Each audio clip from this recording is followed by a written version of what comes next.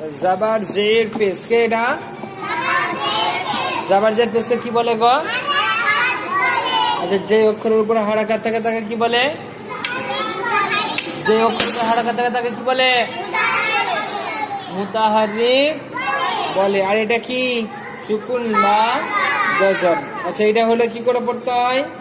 পূর্বের অক্ষরের সঙ্গে মিলিয়ে পড়তে হয়। আর সুকুন বা জজম যে অক্ষরের উপরে থাকে পড়ে, যে অক্ষরের উপরে থাকে তাকে কি বলে? সাকিন বলে। বলে তিবতুম, তিবতুম। আচ্ছা, বায়ের উপরে এটা কি?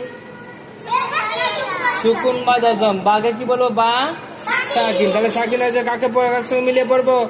তয়ের সাথে মিলিয়ে পড়তে হবে। তো তিবতুম, তিবতুম, খিফতুম, খুফতুম, খিফতুম, খিফতুম, ইউবআস